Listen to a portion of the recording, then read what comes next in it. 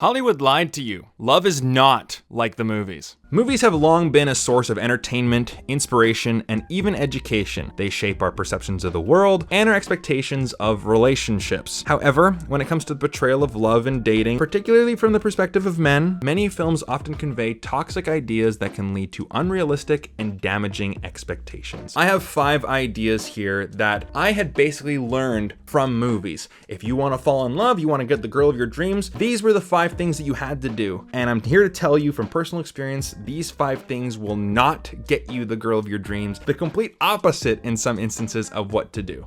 So here we go. Number 1, the nice guy trope. Oh boy, we are off to a hot start here. One of the most prevalent and damaging tropes in movies, especially romantic comedies, is the quote, nice guy, who quietly pines for the girl of his dreams, only to win her love in the end through persistence, patience, and passive waiting. Films like Can't Hardly Wait, Free Guy, I Love You, Beth Cooper, and even the animated A Goofy Movie exemplify this trope. The narrative usually follows a socially awkward, introverted male protagonist who is hopelessly in love with a popular, often unobtainable female character. The film's climax often hinges on the moment where the girl finally realizes that the quote nice guy has been the perfect match all along, despite having overlooked him for the majority of the story. This trope is problematic for quite a few reasons. Number 1 is that it tells men that love can be achieved through patience and persistence, basically a reward for good behavior. Love and attraction are way more complex than that, and you cannot force attraction. Secondly, this trope reinforces the fact that women are just objects to be won, as opposed to individuals with their own wants, needs, and agency. This can lead to an extremely unhealthy expectation from men because they feel like they are entitled to the girl's attraction, love, and affection simply because they were nice to them, which leads to a lot of frustration and resentment when she doesn't actually like you just because you were nice, right? Oh, I'm such a great guy. Why doesn't she like me? I'm so nice. And I'm not saying that you have to be an right? You don't gotta be a huge dick for you to win over the girl. But just because you're nice doesn't mean that she's gonna fall in love with you. You have to have more than that. You know, I heard this phrase once from a woman I used to know, and I thought it was great because she was complaining about how some guy was super mad at her because she didn't like him back. Well, what the heck, lady? I've been so nice to you and I've done all these things for you. I wash your car, I pick you up from work, and you don't like me? What the heck? And she's like, I feel like men sometimes see me as like a machine. You put in enough friendship tokens and my legs will open. I thought that was brilliant, by the way. And this is kind of my point with this whole video, is that seeing these things in the movies, you think, well, this is how it is, right? You know, like these characters were just nice to her in the background, and eventually she'll understand that, you know what, I shouldn't be going off with these guys, and I should be going out with the nice guy. Oh, this guy over here has been so nice to me, I'm gonna go fall in love with him and then have babies with him. It doesn't work that way, people. I defended you when people called you conceited. I helped you when you asked me to.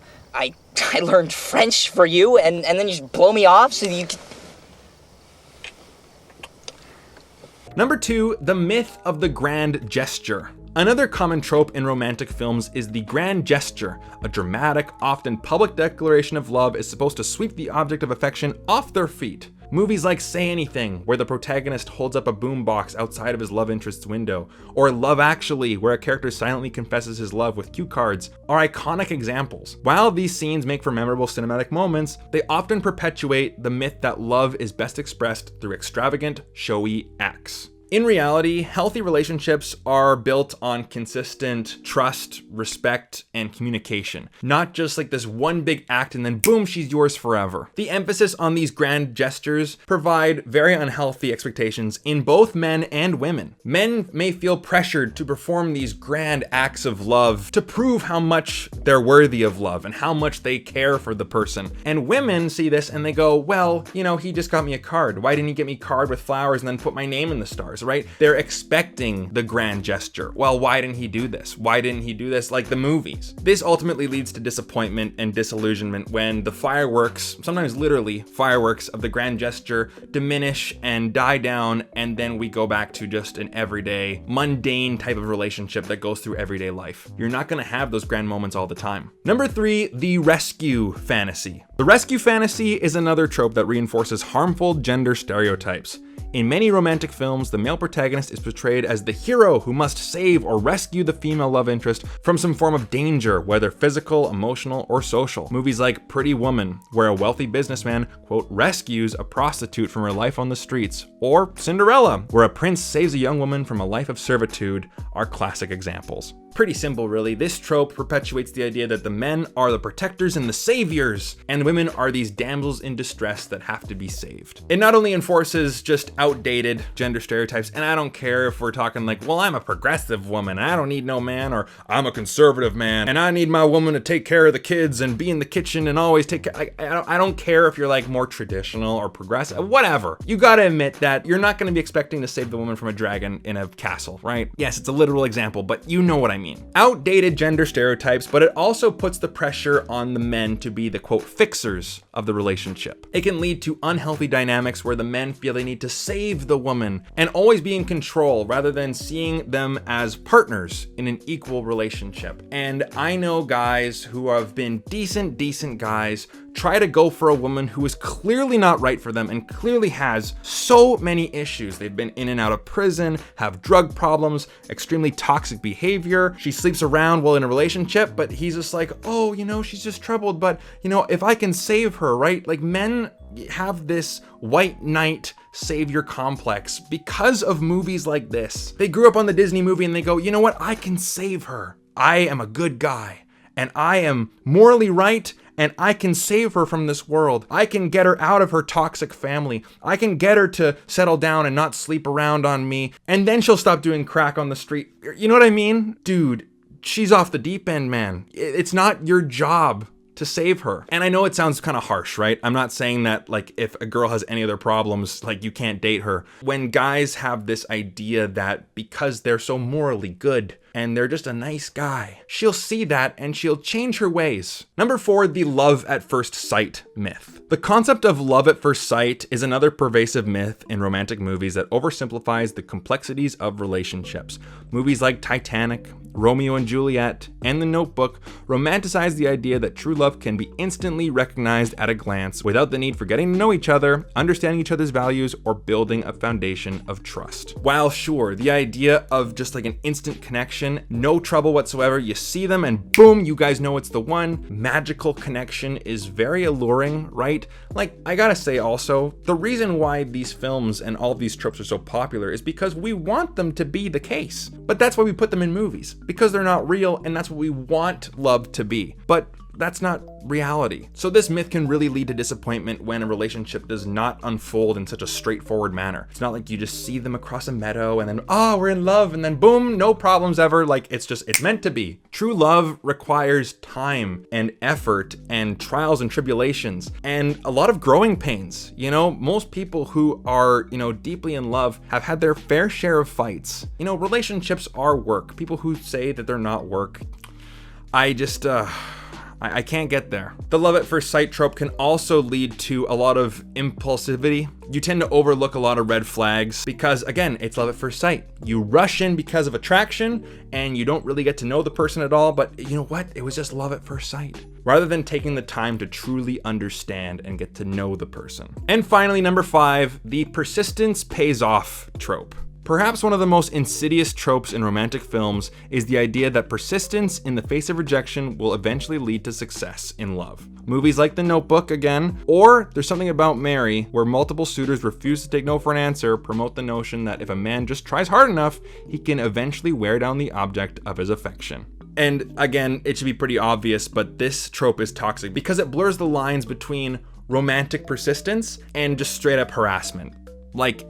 You don't need to be a rocket scientist to understand this one. It sends the message that a woman's no, not a problem. It's just an obstacle, right? Every romantic comedy, you got to go through obstacles. She'll fall for me eventually. It's just an obstacle to overcome. Oh, if I'll admit, I have fallen victim to some of these tropes before. This one, luckily enough, I knew that, a woman's no means no. Right? I can't believe I'm even saying this online right now. Because this can lead to extremely unhealthy and dangerous behavior. Because men will just continue to pursue somebody who's uninterested, believing that their persistence will pay off in the end. In reality, respecting boundaries and accepting rejection is just part of this whole dating thing.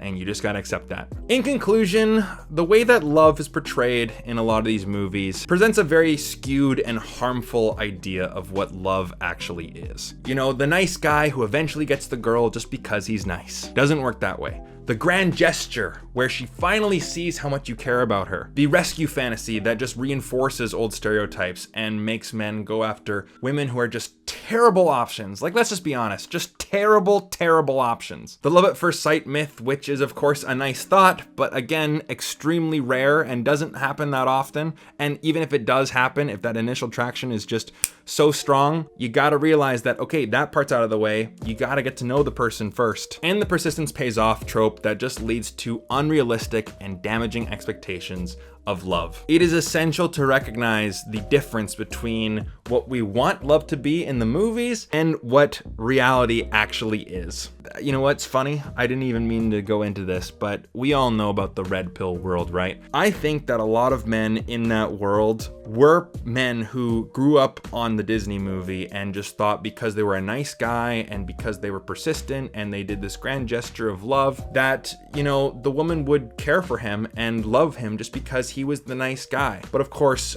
they never went for those guys, right? I'm talking about me here as well. You know, they never went for the nice guy. They went for, you know, the Chads, the asshole, the quarterback of the football team, the more confident, cocky guy in high school. So they got all depressed, they got all sad and bitter. Then they start reading that toxic red pill stuff and they're just like, oh, all women are whores and it's the women's fault. You know, women, you know, it's in their nature to be hypergamous and they don't want us and they're evil. And just understanding that love is not like the movies can save a lot of men from going down a deep, dark rabbit hole. You have to realize that love is not a reward for good behavior, nor is it something to be won by grand gestures or by persistence. And I understand that you think this woman is beautiful and she's the object of all your desires, right? But she's a human being too. She's not some plot point to win over at the end of the movie. You know what I mean? Real relationships are built on mutual respect, genuine attraction, communication, and a deep understanding of one another. And by challenging these toxic tropes and making people aware of it, I believe that it will lead to healthier relationships in the future. And this is just from a man's perspective. So I'm curious to know if there are any toxic ideas for women in these movies as well. I'd love to hear them down in the comment section down below. So thank you guys so much for watching. And to quote Vince Vaughn from Dodgeball, see you later, dater.